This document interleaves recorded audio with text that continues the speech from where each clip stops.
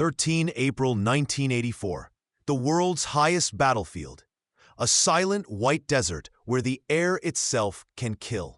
यहाँ 20,000 feet की ऊंचाई पर शुरू हुआ एक ऐसा मिलिट्री कैंपेन जिसके बारे में दुनिया को सालों तक पूरी सच्चाई नहीं पता थी। ये है ऑपरेशन मेघदूत, एक ऐसा ऑपरेशन जिसमें सोल्जर सिर्फ दुश्मन से नहीं बल्कि प्रकृति के खिलाफ लड़ रहा था और जिसके बिना सियाचिन ग्लेशियर का नक्शा आज बिल्कुल अलग होता। सियाचिन, दुनिया का सबसे ऊंचा, सबसे ज्यादा खतरनाक और सबसे हद से प्रभावित glacier. Temperature -50, winds 150 kilometers per hour, oxygen half। 1970s-80s के दौरान इंडिया और पाकिस्तान दोनों इस रीजन को क्लेम करते थे, लेकिन कोई भी वहां परमानेंटली डिप्लॉय नहीं था।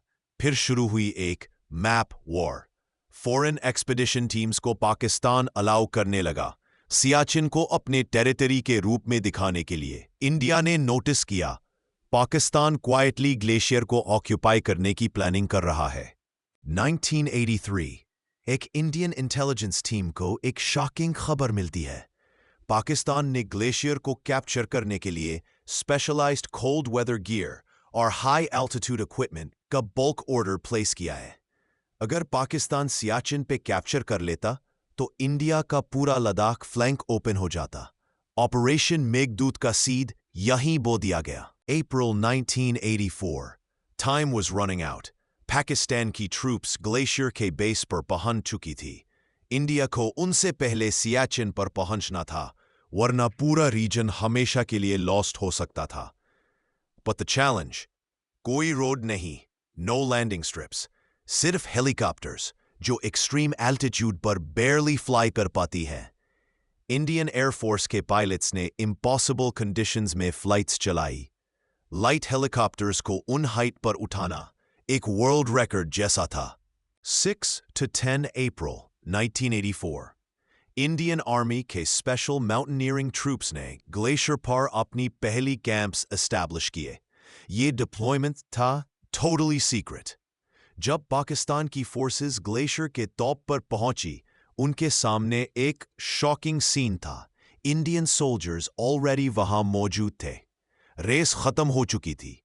India had won without a single bullet fired। पर असली जंग शुरू अब हुई थी। सियाचिन पर सरवाइव करना किसी भी कन्वेंशनल वॉर से ज्यादा मुश्किल।